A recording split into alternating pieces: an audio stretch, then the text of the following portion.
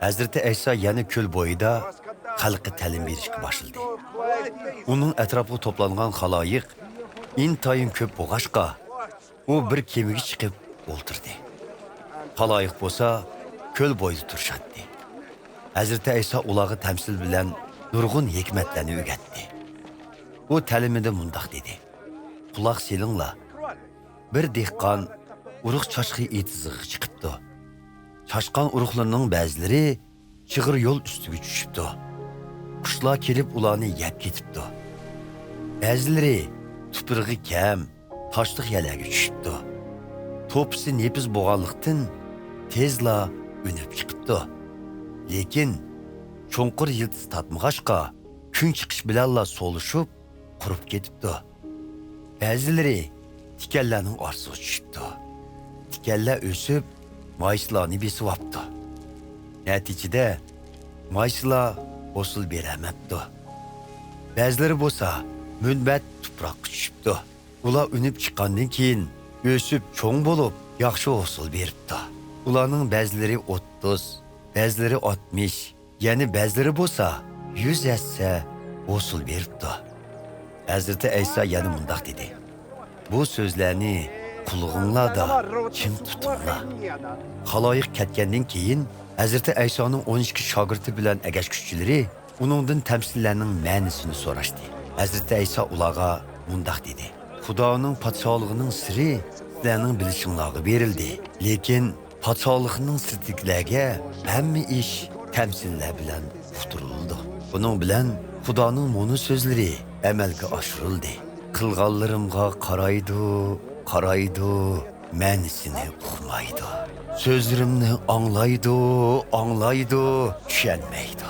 Undaq bo'lmasidi, menga qaytatdi, menmi ularni kechirim qilatdim." Ondan Hazreti İsa ularga undaq dedi: "Sizlar mushu tamsilnimi tushunmadinglarmi? Undaqda boshqa tamsillarni qandoqmi tushunasizlar? Dehqon chashqan urug' Xudoning so'zidir. Chig'ir yo'lga tushgan urug'lar mundaq odamlarga tamsil qilingan bo'lib, ular Xudoning so'zini anglagan hamon shayton kelib ularning qalbiga tushgan so'zni erib ketadi. Tuprog'i kam, toshliq yerlarga tushgan urug'lar mundaq kishilarga tamsil qilingan. Ular Xudoning so'zini anglagan hamon xushallik bilan qabul qiladi. Halbuki Xudoning so'zi ularda yildiz tatmag'ashqa, ular uzunga bardoshlik berolmaydi. Xudoning so'ziga ishonganligidan qiyinchilik yoki ziyonkashlikka uchrasa, darhol Xudo yo'lidan ketnab ketadi. Ya'ni ba'zi kishilar bo'lsa, tikanlik tushgan urug'larga tamsil qilingan. Undaq kishilarning ko'ngliga bu dunyoning andishalari, boylikning iziqtirishi va boshqa narsaga bo'lgan havaslar kirib, Xudoning so'zini bo'g'itadi-da, ular hosilsiz qoladi. Yana ba'zi kishilar munbat tuproqqa tushgan urug'larga tamsil qilingan. Ular Xudoning so'zini anglab qabul qiladi. Xudoning so'zi ularda 30, 60, hatto 100 hassa hosil beradi. Hazreti İsa ularga yana mundaq dedi: "Kim chiroqni yiqib, uni dos yoki karvat ostiga yoshirib qo'yadi, u albatta chiroqdan ustiga qo'ymamdi. Har qanday maxfiy ish oshkorlanmay qolmaydi.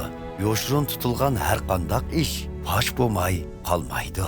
Bu so'zlarni qulog'inglarda ching tutinglar. Anglaganlaringlarga zehn qo'yinglar.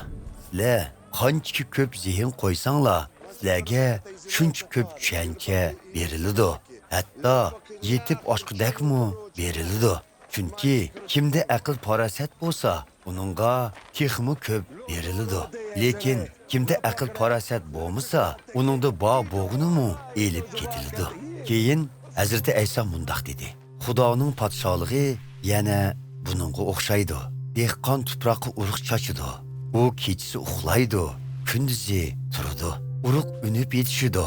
Lekin u dehqon qandoqsiga bundaq bo'lganligini bilmaydi. Tuproq tabiiy holda hosil beradi. Urug' avval unidi, keyin bosh chiqaradi. Oxirida boshoqlar to'liq don tutadi. Don pishib yetilganda, u dehqon darhol o'g'oq soladi. Chunki hosil yig'ish vaqti kelgan bo'ladi." Hazreti İsa yana mundaq dedi: Xudoning podsholigini nemiga o'xshatay, qandaq bir tamsil bilan suratlab beray. U go'yo bir talqichi urug'iga o'xshaydi. Picha urug'i butun urug'larning ichida eng kichik bo'lsa-mu, terilgandan keyin har qandaq ziroatdan egiz o'sib, shundoq shoxlaydiki, qushlarmu uning soyasida uvlaydi. Hazrati Ayso Xudoning so'zini buningga o'xshash nurg'un tamsillar bilan jamoat tushunarligidek qilib tushuntirdi. Tamsil keltirmay turib, hech qanday ta'lim bermaydi. O'z shogirdlari bilan yolg'iz qolganida ularga hammani tushuntirib beradi. U kuni kechqurun Hazrati Ayso shogirdlariga ko'lning u qetig'i o'tayli dedi. Shogirdlar xaloyiqdan ayrilib, Hazrati Ayso o'tirgan kemaga tushib, uni elib yurib ketishdi. Ular bilan birga mangan boshqa kemalar bor edi. Qattiq bo'ron chiqib, do'lqinlar shundoq urdiki, kemaga suv to'shay deb qolgan edi.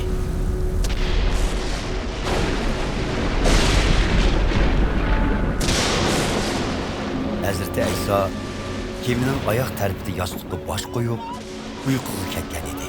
Shogirdlar uni uyg'otib, "Ustoz, biz g'arq bo'lish oldida turib-atsak, korimiz yo'qmi?"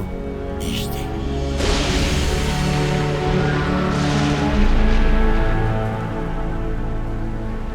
Hazrati Ayso o'rnidan turib, bo'ronga buyruq qildi va do'lqinlarga "To'xta, tinchlan" dedi.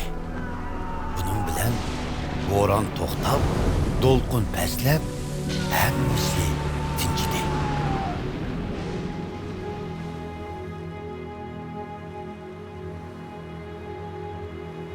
"Nemanchi qo'rqisizlar? Texchi ishonchinglar yo'qmi?" dedi. Ular bo'lsa qattiq qo'rqinish ichida bir-biriga "Bu odam zodi kimdi? Hatto bo'ron va do'lqinlarmi uning gapini anglaydi ekan, ha?" deb ketishdi.